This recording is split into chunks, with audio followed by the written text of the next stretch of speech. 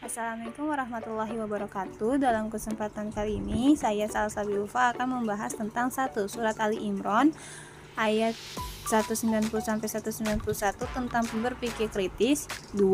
Hadis tentang berpikir kritis, 3. Surat Ar-Rahman ayat 33 tentang ilmu pengetahuan dan teknologi, 4. Hadis tentang semangat mencintai ilmu pengetahuan. Dalam bahasa Arab, berpikir ialah al-fiqh, yaitu kekuatan yang menembus suatu objek sehingga menghasilkan pengetahuan dan kebenaran. Berpikir kritis yaitu kemampuan untuk berpikir jernih dan rasional yang meliputi kemampuan untuk berpikir relektif. Dalam Al-Quran, surat Ali Imran ayat 190-191 dijelaskan tentang berpikir kritis.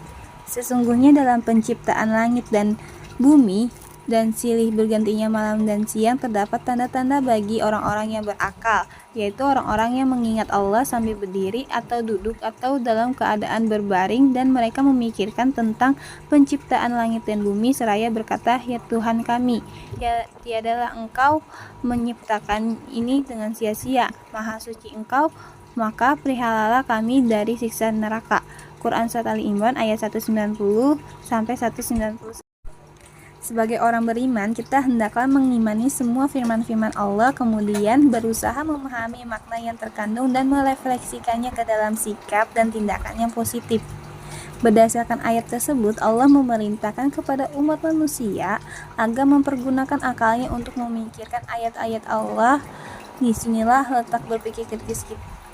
Berpikir kritis juga dijelaskan dalam hadis dari Abi Dzar radhiyallahu anhu. Nabi Shallallahu alaihi wasallam bersabda, berpikirlah mengenai segala sesuatu yang diciptakan Allah, tetapi janganlah kalian memikirkan tentang zat Allah, karena kalian akan rusak. Hal dapat diambil dari ayat Al-Quran dan hadis yang membahas tentang berpikir kritis adalah semua manfaat, faedah, dan hikmah dari beragam peristiwa yang tersebar di alam semesta tersebut hanya dapat dipahami oleh orang-orang yang memiliki akal pikiran yang sehat serta akal budi yang dikenal dengan istilah ulil albab atau ulul albab. Tanda lain ulil albab adalah mereka yang dalam kondisi apapun, duduk, berdiri, dan berbaring, yang artinya juga saat mampu, kaya, atau terpuruk, kondisi riang gembira, atau sedih, semua itu tidak menghalangi untuk mengambil maslahat dari segala ciptaan Allah SWT, baik untuk diri sendiri, lingkungan yang mengintarinya, maupun masyarakat secara luas. Ulil albab juga melakukan pemikiran kritis, utuh, objektif, dan seimbang terhadap segala problema yang muncul, sehingga buah pemikirannya memberikan banyak manfaat jauh dari kebencian dan sengketa. Apa tokoh ulil albab pada masa silam, yaitu Ibnu Sina, Al-Farabi, Al-Khawarizmi, Jabir bin Hayyan, Muhammad bin Zakaria Ar-Razi, dan beberapa tokoh ulil albab pada masa modern, yaitu Jamaluddin Al-Afghani, Muhammad bin Abdul Wahab, Muhammad Abduh, Kiai Ahmad Dahlam, dan Hashim Asy'ari. Isi kandungan pada surat Ar-Rahman ayat 33 ialah Allah SWT mengancam kepada jin dan manusia bahwa kelak di akhirat mereka tidak bisa mengelakkan pertanggungjawaban dari semua nikmat yang sudah diberikan. Kecanggihan ilmu pengetahuan dan teknologi atau IMTEK harus semakin menumbuhkan kesadaran keimanan kepada Allah SWT.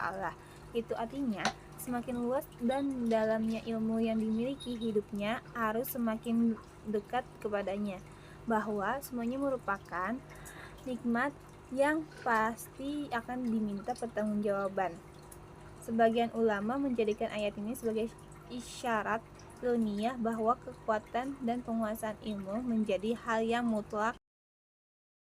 Diriwayatkan dari Abdullah bin Umar bin Ash radhiyallahu anhu, aku mendengar Rasulullah SAW bersabda, sesungguhnya Allah tidak mencabut ilmu dengan melenyapkannya dari dada manusia, tetapi dengan mewafatkan ulama, sehingga setelah tidak ada seorang pun ulama, mereka manusia mengangkat orang-orang bodoh menjadi pemimpin. Mereka ditanya, tetapi mereka pemimpin-pemimpin yang bodoh itu memberikan petunjuk tanpa ilmu, kemudian tersesatlah mereka dan menyesatkan orang lain pula. Maka dari itu pentingnya untuk memiliki ilmu pengetahuan. Sesungguhnya ilmu adalah imamnya amal, karena setiap amal perbuatan yang dilakukan oleh seseorang harus berpedoman kepada ilmu. Hal itu berarti bahwa setiap orang yang melakukan aktivitas dalam keseharian apapun bentuknya harus mengetahui ilmunya terlebih dahulu agar terhindar dari kesalahan. Sekian penjelasan materi dari saya Salsa Dulfa dari kelas 11 SMP 1. Mohon maaf dan wassalamualaikum warahmatullahi wabarakatuh.